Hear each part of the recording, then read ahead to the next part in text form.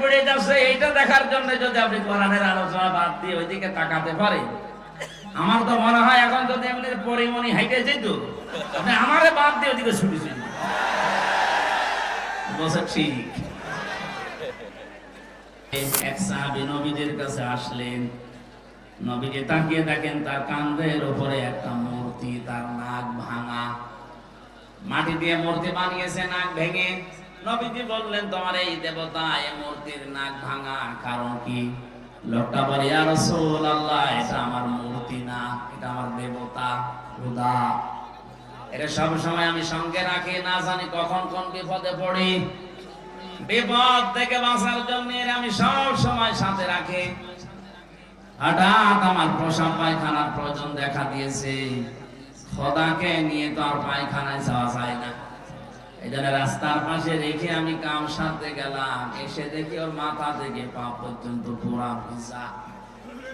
মনে করলাম খোদার গা ভিজা, না জানি কোন রহমত বরকতের পানি হবে। জহব্বা বের করে চাটলাম, খাইলাম, দেখে একটা ঝাঁজ কেমন গন্ধ গন্ধ টক টক লাগে। চিন্তা করলাম রহমতের পানি বরকতের পানি টক টক লাগবে কেন? আর একদম ঝাঁজ এরকম একটা উৎকট উদ্ভট গন্ধ কেন? পাশে তাকিয়ে দেখি একটা কুকুর ওর নিচ দিয়ে পানি টপকাচ্ছে। এবার টের পেয়েছি কোন রহমতের পানি। আমার মেজাজ গেল খারাপ হয়ে, ওর দিকে তাকিয়ে বললাম তুই খোদা না খুদা? কুকুরের পোশাক থেকে নিজের বাঁচাতে পারো না, আমি বিপদে পড়লে আমার বাঁচা বাকি দিয়ে রাগ করে করে দিয়েছি এক আসার ওর নাক ভেঙে গেছে। নবীজি বলেন আমার কাছে কেন এসেছ? লোকটা বলে ইয়া রাসূলুল্লাহ এদের অসারতা, এদের কল্প কাহিনী, এদের মিথ্যাচার, এদের অজ্ঞতা, এদের সব আমার কাছে এখন স্পষ্ট, এরা কিচ্ছু করতে পারে না, বেকার আমি সময় নষ্ট করেছি। আজকে আমি আলোর সন্ধান পেতে চাই, মেহেরবানি করে আমি আপনার কাছে কালেমা পড়তে চাই, পড়িয়ে দেন। আর যারা মানুষ হিসাবে এলাকায় বসবাস করছেন, অন্য জাতিতে যারা আছেন, চ্যালেঞ্জ দিলাম আপনি যে নাম দিয়েছেন আপনার দেবতার, ওই নাম পর্যন্ত সে ইসলামের কোন গুণাগুণ কার্যকারিতা আপনি দেখাতে পারবেন না। মনে করেন দুর্গা ফসলে বরকত দেয়, দুর্গা রেখে আপনি ফসলের ভেতরে রেখে আসেন, ফসল সহ দুর্গা চুরি হয়ে যাবে। আমি বানিয়ে বলছি। এই যে মোবাইল ঘড়িটা যদি মনে করেন দুর্গা এটা পাহারা দেয়, আপনি এই ঘড়ি সহ দুর্গা এখানে রেখে চলে যান, সকালে এসে দেখবেন দুর্গাও নেই, ঘড়িও নেই। আমরা এমন আল্লাহর উপরে ঈমান এনেছি, তার এমন নাম আছে, নামের গুণাগুণ আছে, মহান আল্লাহর যতগুলো নাম আছে শুধু নাম নিয়েই বসে নেই, প্রতিটি নামের গুণাগুণ এবং কার্যকারিতা আছে। আমাদের ঈমান অনুযায়ী হয়তো আমরা দেখতে পাই না, তাই বিশ্বনবী দেখতে পেয়েছিলেন, বদরের ময়দানে দুহাত উঁচু করেছিলেন এমন ভাবে তার এই বগলের সাদা জায়গা পর্যন্ত দেখা যাচ্ছিল। বিশ্বনবী ওই দিন দোয়া করেছিলেন, হে রব 313 জন নিয়ে এসেছিলাম, একটাও কেউ দেখতে পায় না, কোথায় তারা? হযরতে আবু বকর নবীজিকে চাদর উপরে দিয়ে দিলেন শরীরের, ডাক দিয়ে বলেন হে নবী আপনার 313 জন সাহাবী একটাও মারা যায়নি, সবগুলো বাতিলের ভেতরে বন্টন হয়ে গেছে।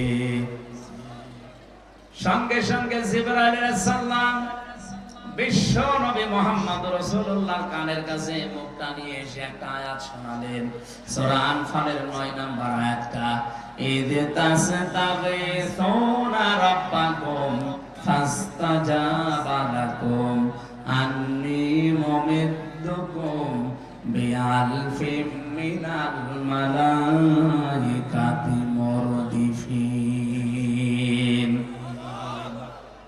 হে নবী আপনার কান্না বন্ধ করেন, শুধু আকাশের দিকে একটু চোখটা তুলে দেখেন, আল্লাহর সাহায্য আল্লাহ তার রব নামের কারণে পাঠিয়ে দিয়েছে।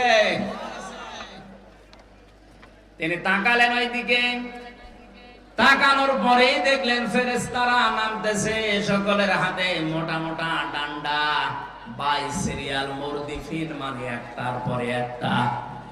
নবী এবার মুস্কি হেসেছিলেন, আল্লাহ পাঠিয়েছো কত? আল্লাহ পাক বলেন 1000। নবীদের মন শান্ত হয়নি, আল্লাহ পরবর্তীতে আয়াত নাযিল করে বললেন 3000। এরপরও নবীজি সান্ত্বনা পাচ্ছিলেন না। আল্লাহ পাক সর্বশেষ সূরা আলে ইমরানে আয়াত নাযিল করে জানালেন, হে নবী, আমি 5000 পাঠিয়েছি। বদরের ময়দানে আপনার সৈনিক মাত্র 313 জন, আর ওরা গেছিল 1000। আপনাকে আমি 1000ই দিয়েছিলাম, আপনার মনে আমি সুখ, শান্তি, স্বস্তি পাইনি। এই জন্য সর্বশেষ আপনাকে 3 থেকে 5000 ফেরেশতা সব সজ্জিত অবস্থায় একটার পরে একটা আমি আল্লাহ নামিয়ে দিলাম। ফেরেশতা যে নাযিল হয়েছিল তার বাস্তব প্রমাণ নবীদের কাফের ছিল ওই সময় এক চাচা হযরত আব্বাস। তিনি মুসলমান হওয়ার পরে এসে বলেছিলেন, ভাতিজা, তুমি তো জানো আমি তোমার চাচা কেমন শক্তিশালী, কেমন শৌখিন, সোনার বোতাম আমি ব্যবহার করতাম। ময়দানে তোমার যে সৈনিক গুলো আমি তো সবগুলো চিনি। নতুন নতুন কিছু সৈনিক আমি দেখলাম, যাদেরকে এর আগে কোনোদিন তোমার আশপাশে আমি ঘুরতে দেখিনি। নবীজি মিসকি হাসলেন, ডাক দিয়ে বলে, চাচা কার কথা বলেন? ওই যে ময়দানে আমি যখন যুদ্ধে লিপ্ত ছিলাম, তাকিয়ে দেখলাম পেছন দিক থেকে কে যেন এসে আমার ঘাড় ধরে শুকিয়ে ফেলেছে। নবীজি বললেন, কি দেখলে? কাকে দেখলে চাচা?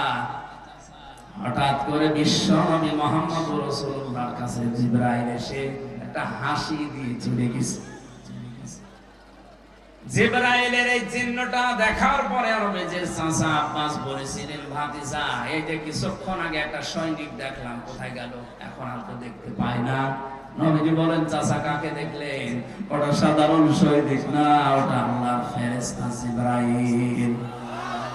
নিজে কমান্ডার হয়ে আজকে এই বদরের ময়দানে নাজিল হয়েছে, তার পেছনে আল্লাহ পাঠিয়েছে 5000 ফেরেশতা। যে সমস্ত কাফেররা মরে পড়েছিল, বিশ্ব নবী বদরের ময়দানে কোন দিনের জন্যও তিনি আগ্নি অস্ত্র ব্যবহার করেন নাই। অথচ যে সমস্ত কাফেরেরা মরা পড়েছিল, যে ওদেরকে কাছে যে দেখলেন অধিকাংশ গুলো শরীর পুড়ে গেছে। তার মানে ফেরেশতারা যে মোটা মোটা ডান্ডা নিয়ে নেমেছিল, ওটা ডান্ডা শুধু না, ওটা জাহান্নামের পোড়ানো রড ছিল। যার শরীরে লাগিয়েছে ওখানেই ও শেষ। নবীজির বিশ্বাস ছিল আল্লাহর উপরে, তার নামের উপরে, কার্যকারিতার উপরে। আল্লাহ বিশ্বাস অনুযায়ী পাঠিয়েছিলেন ফেরেশতা। আমাদের ওই পর্যায়ে যায় না, এজন্য ফেরেশতাও আসে না, আমরা দেখতে পাই না। আমরা বিশ্বাস করে বদরের ময়দানে যে ফেরেশতা এসেছিল, শুধু বদরের জন্য না, এই যে তাস্তাগীসুনা, এটা মোসারে, বর্তমান, ভবিষ্যৎ, প্রেজেন্ট, ফিউচার, কিয়ামত পর্যন্ত আয়াতটা থাকবে। আমরা যদি আল্লাহর উপরে ঈমান আনতে পারি, সত্যি যদি তার অস্তিত্ব আমরা মেনে নিয়ে তার নামগুলো বিশ্বাস করে, কার্যকারিতা কিয়ামত পর্যন্ত আছে, এটা যদি সত্যি আমরা দেখাতে পারি, মহান আল্লাহ এখনো ফেরেশতা নাযিল করে সাহায্য করতে পারে। আল্লাহ আমাদেরকে কোরআনে কারিমের আয়াতের বাস্তব কিছু যেন দুনিয়ায় দেখান, বলেন আমিন। বিশেষ করে আজকে ফিলিস্তিনের মুসলমানদের জন্য এটা বড় বেশি জরুরি হয়ে পড়েছে। আর ছোট ছোট বাচ্চারা ওই মরুভূমির পাথরের উপরে লিখতেছে, আল্লাহকে চিঠি দিচ্ছে, আল্লাহ ওয়াজআলনি মিন লাদুনকা ওয়ালিয়্যা ওয়াজআলনি মিন লাদুনকা নাসীরা। এ আল্লাহ, আর পারা যায় না, সহ্যের বাইরে চলে গেছে। মা নেই, বাবা নেই, বড় ভাই নেই, বড় বোন নেই, সবাইকে ওরা মেরে ফেলেছে। আমি 2 বছর, 2.5 বছর, 3 বছরের বাচ্চা কি বুঝি? দুনিয়ায় কেউ যখন এগিয়ে আসে না, আমি তোমার কাছে চিঠি লিখলাম, মহান আল্লাহ তোমার পক্ষ থেকে তুমি আমাদের জন্য সাহায্যকারী পাঠাও। এই জন্যই মনে হয় আল্লাহ ইরানের মনটা একটু নরম করে দিয়েছে। বিশ্বের 57টা মুসলমানদের মন যদি এরকম একটু নরম আল্লাহ করে দিত, অন্তত এখনো যেভাবে সাহায্য করছে অনেকেই, প্রত্যেকটা মুসলিম রাষ্ট্র যদি ইমানের দাবি পূরণ করার জন্য সবাই কাশ্মীরের পাশে দাঁড়াতো, আমরা আজাদ কাশ্মীর পৃথিবীতে দেখতে পেতাম। মরণের আগে যেন এটা দেখতে পাই যে আজাদ হয়ে গেছে কাশ্মীর। বলেন আল্লাহ পাক যেন এটা দেখে মরার তৌফিক দেন, বলেন আমিন। আমরা যদি আজাদ না হতাম, আমরা যদি মুক্ত হতে না পারতাম, কত কিছু আমরা আজ নিজেদের মন মতো করতে পারতাম না। আপনি টের পাচ্ছেন ওরাও আজ মুক্ত হতে পারে না, আজাদ হতে পারে না, এই জন্য অনেক কিছু মন মতো করতে পারছে না। মানুষকে আল্লাহ বানিয়েছে মুক্ত জীবন দিয়ে। এটা পাখি না যে খাঁচার ভেতরে ভরে রাখবেন। হাত পা ডানা কাটা পাখির মতো শুধু ছটফট করছে। বিশ্বের মানচিত্রে আজ একটা পতাকা দেখতে চাই, যেটাই লেখা থাকবে ইলাহা ইল্লাল্লাহ মুহাম্মাদুর রাসূলুল্লাহ।